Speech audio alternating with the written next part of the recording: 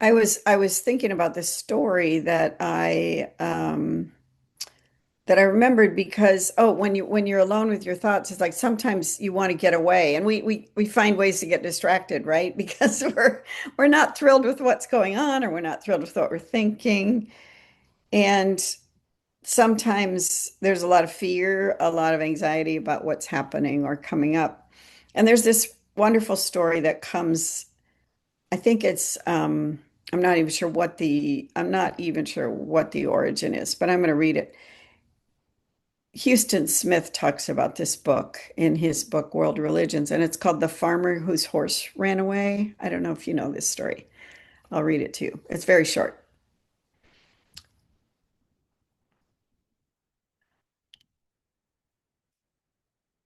So a man's horse. I realize the first part of the story is cut off, so I will start over. So a man's found out that his horse ran away. Okay, couldn't find his horse, and it was one of the best horses he had, and the farmer, that was really what he used for his livelihood. So he was really upset. And upon hearing that misfortune, the farmer's neighbor arrived to commiserate, but all he got from the farmer was, who knows what's good or bad? And this proved to be true, for the next day the horse returned, bringing with it a drove of wild horses in its train. This time the neighbor arrived with congratulations, only to receive the same response. Who knows what's good or bad? This too was so. For the next day, the farmer's son tried to mount one of the horses and broke a leg. More commiserations from the neighbor ensued with the same response. Who knows what's good or bad? Which was again validated, for the soldiers soon came around commandeering for the army, and the son was spared of the draft into the army because of his injury. I like that story so much because I think we make really quick judgments about what's good or bad, and whether it has to do with what's happening around us or what's happening with us ourselves. And we don't always know, we don't always have the full picture. One of the things I've learned, I've talked a little about brain science. One of the things I've learned from reading some of that is that from psychology and from neuroscience, is that our brains automatically tend to go to the negative when we're either thinking about something or that's coming up or reflecting on something. Um, they say that actually those who study even infants say that as early as 1 year old, a child reacts more strongly to negative stimuli than to positive. And in a healthy environment, even before one, a child, the first thing they should experience in a healthy environment, and they do, is love and safety and care, positive emotions. So it's not like these are infants that have only experienced negative. But there are a lot of theories about why is it that our brains tend to go to the negative. One of the reasons might be is because we're used to the good, and that we're used to living life with basic safety and care. And that should, of course, be the case. Another one is it may be, in addition to that, I should say that when danger occurs or bad things occur, they startle us. And many people say that evolutionarily that was really important for humans, that you needed to know when real danger was coming. The thing that is interesting to me, though, is that our brains will register something that we perceive as a danger in the same way we register as real danger. So it might be an idea of something that, oh my gosh, this is going to happen. We will physiologically react in the same way as if a real tiger is running at us. Like our immune responses, our vagus nerve, everything reacts in the same way. And so it's fascinating how if we are reacting scared about negative things, that our body reacts the way it would as if it was really happening. And they say that I don't know if you know how many, maybe I've said this before to you, how many um, positive thoughts it takes to overcome one serious negative one. Does anybody know? Go ahead, Sarah, do you know? Oh, I can't hear you. Sorry. I was going to say, I just remember as a teacher, you had to make so many more positive comments to a negative one, Yep. 7 or 10, something like that. It's at least five. It's at It's least at least five. five. You have to have Okay. five. Yeah, I know five it's a positive. lot. It is. It It's a is. lot. And so that just shows you the kind of bias of our brains. It's where we go. And, maybe it's evolution. Who knows? There are all kinds of theories Yeah. about that. I mean, and so I think often we try to say it's a good thing to trust, right? People will say that we can surrender, that God is in charge. And, I don't see us necessarily as puppets so that we're just being moved and manipulated and that kind of thing. On the other hand, when I look back on my life, I made some decisions that I thought were the right ones at the time, and I'm not sure they were the wisest. So, it's like, and then I look back at things I thought were just terrible, and actually they've turned out to there have been real blessings in my life after that. So, it's interesting to look at those kinds of things and to wonder, um, a lot of it is really trusting that we don't know. We don't have the full picture. And there's a way in which I think we can have faith because we don't have all the right information. So I wanted to suggest a couple ways to kind of deal with that. Um, Ways to sort of illuminate or sort of illustrate this idea of dealing with good or bad, dealing with disappointment or good news, or fearful or joyful news. How do we not necessarily just react in negative ways, or how do we slow that down a little? And I've thought about this and I've read about this a lot. I don't think doing some kind of prayer meditation is a cure for something like PTSD or panic attack fear. And the things that I've read, it's probably not, unless it's a real trained professional that understands those things. They might use a little bit of, maybe meditation, because I think that's really a physiological reaction. It's not something that you can go, oh, I can begin to shift the way I respond in certain, in a kind of measured way without a lot more expertise, dealing with that. But I think for ourselves, a lot of the things that we are afraid of, a lot of times when maybe we meet a certain or are in a certain situation that tends to make us afraid, and has before, we might begin to learn to kind of approach that and to get there and go, maybe this time I won't do that. Maybe this time I won't be afraid, and so there are a couple of ways that I have found different, other than just plain old prayer. I have found other ways to help sort of mitigate some, some reactivity. I'll just give you one example. I put this in a book I wrote if you read it, but probably Lanice has heard this. She's been with me before. But there was a group of women at Chapman University. There's a philanthropic organization. Very, um, I mean, I would say either successful and or wealthy women, not all, but many are, and they are people who come to this group and they raise money, and they raise a huge amount of money for scholarships. So they do wonderful work. But they're very elegant, and Orange County. I mean, there's a there's a world out there in Orange County that is not my world. And I would get invited to these events, and I'd go in and I'd be like, that jacket looks like it costs more than my whole wardrobe. Um, and I found myself pretty intimidated, and I would immediately feel intimidated. I would immediately go into this space where I'm like, oh my gosh, I'm not good enough to be here, or I'm being judged. I would think I'm being judged, right?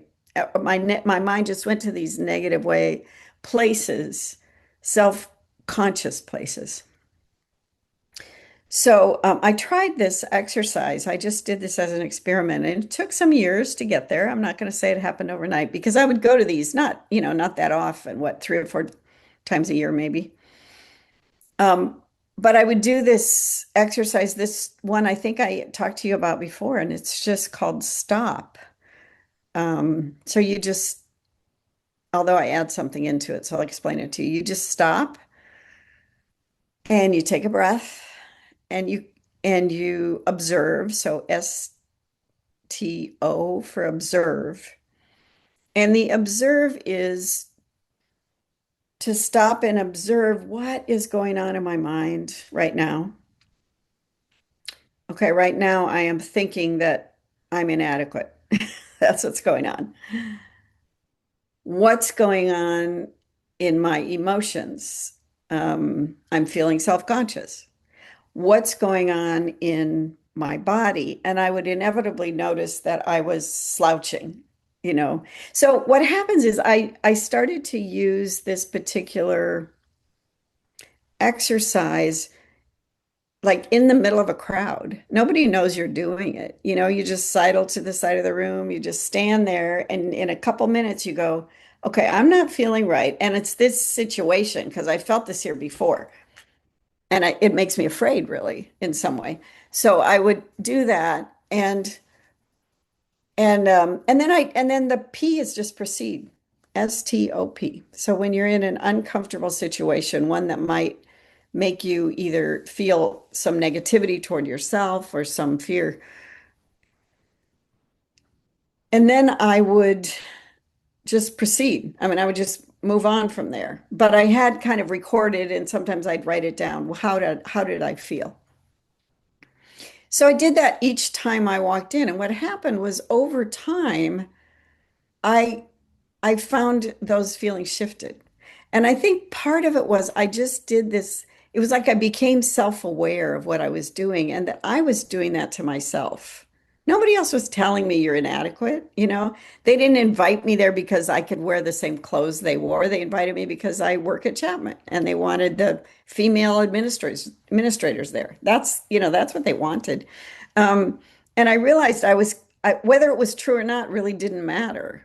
What mattered was that I was doing that to myself. I was letting myself go there. So I gradually I would just be like, maybe not this time. Maybe this time I'm not going to go down that path of I'm inadequate or feeling unconscious and just allow myself to try to just be there, just be present, just appreciate the people. And actually what happened was I came to develop some good friends. I began to see people for who they were. We're all people with hurts and fears and joy in our lives, no matter what we look like and no matter how much money we have. And I think it developed a sense of humor about myself. That's what happened. It's like, oh, there you go again. And sometimes one person will do that to us. Sometimes one situation will do that to us. And the way I like to describe this, or I like to think about this, is that when we walk into a situation, we tend and we've been there before, our mind, it's almost like we've been down that path before. So it starts to go down that same path, right? Same path that we went before, which is the one that says, I'm inadequate, I'm not, shouldn't be here, I'm not good enough for these people.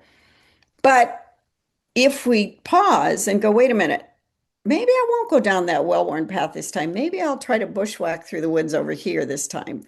And neuroscientists tell us that we can actually create new neural pathways. We can be 99 years old and still create new neural pathways in our brain. So we can make a new path. And if we pause, so we talked about pause 2 weeks ago, if we pause, then we go, oh, maybe this time, no, maybe this time I'm not going to be overwhelmed with that. And just see if you can begin to move down another path. it's not, it took me some years. And all of a sudden I was doing that one day and I went, what? I don't feel anything. I went, I don't feel intimidated. I don't feel anything. I'm fine. I'm just here. I thought that was um, pretty remarkable to be able to just, it was really just becoming aware, I think. But it was the pausing that did it. It was the pausing and observing. So it's something that you can take with you, STOP, whenever you're in a situation, whenever you start to feel a little uneasy, you just go, stop, take a breath, observe what's going on. I think of it as head, heart, body. What's going on here, here, and here. And proceed. And you might, if it's a repeated thing that happens to you, you might jot it down. You might jot down how you're feeling. There's a couple places in my life I need to start doing that, I realize. As I'm talking to you, it's like, oh, Gail, I should be preaching to myself here. That I think it's can be really useful. So I'm thinking if you don't mind, let's start and just try that stop exercise. Um,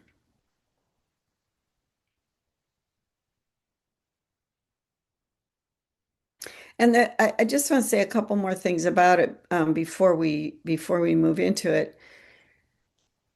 And that is that I think it helps us to stop feeling like we are constantly help us to constantly being the judge of what's right or wrong or what being the one that says I need to just react this way or these people are bad. I mean, we get in a certain situation, we're judging them, we're judging ourselves and we're judging them. And maybe just stepping back and sensing what pathway we're going down in our own brain. And that's not to say that there aren't situations that are fearful and that we shouldn't get out of. I'm not saying there are times you better run, that maybe something is not safe for you. But many times it is safe. It could be safe. It's just what's going on in our own head. So to me, this is a way to learn to trust, if that makes sense, to learn to trust that I can change and that I can begin to open the way my mind sees, certain situations that I can learn to be more trusting. And then I found in those situations, in those groups, that once I was able to, and it was almost like get over myself, right? Get over myself. Um, I was able to sit and really ask questions and learn and get to know people and appreciate this world that was not my world. I mean, I'm just from a small town in Iowa. I'm not an Orange County, person that travels in those circles. And it just helped me to come to appreciate them in a whole new way. And also to be present is what it did. It helped me to be more present with them rather than to be, kind of caught up in my own sense of that inadequacy or whatever it was I was feeling. Does that make sense to you, how that can make a difference? So I mentioned I've changed my mind on the spot, Andrew. I mentioned I might do two meditations, but let's just do one. And I'm going to introduce what I'd like you to do is I'd like you to I'll pause a minute before we start, but what I'd like you to do is if you have a word that you like to use, go ahead and just kind of remember that. You can use it as a part of an in breath and an out breath. And as I begin, I will help you to think about what to do. If you, for example, if you notice, oh, I'm thinking something or there's some kind of emotion and it feels strong, maybe stronger than you want to deal with right now, then just come back to your word. People call that skillful means. You just don't have to You don't have to force yourself to go anywhere. You just kind of be with what is. You're just noticing what is. You're not making yourself dredge things up. You're just noticing what's here now. So the word helps us keep, becomes an anchor for us when we do that. And again, I'm going to say one more time that when we do a kind of meditation, you can call this a prayer that is your silent prayer, as you know, the prayer of the quiet, as Teresa of Avila calls it, which is when you're sitting quietly and as we were talking about at the beginning, rather than being caught in our own thoughts and our own words, as Thomas Keating says, you know, we're allowing the Spirit to pray within us, of just allowing yourself to be quiet and to notice what's present. And that's allowing anything, good, bad, positive, negative, comfortable, uncomfortable, just allowing those to be there, which is, of course, the first step to simply being present and being um, just being able to be, allowing everything. Not everything's good, not everything's bad. It is the way it is, and everything comes and goes. That's the other piece I'll say is one of the things I learn as I sit and like I'll notice maybe a pain somewhere, and then you know what? It does fade sometimes. I mean, sometimes it doesn't. Or you listen to a sound, and then all of a sudden there's another sound. So everything comes and goes. And to me, that's a really, um, it's a comforting thing. It's a comforting thing. Everything maybe comes and goes, except if you are a person of faith. God does is constant. But all the things we think, all the things we feel, that stuff all comes and goes.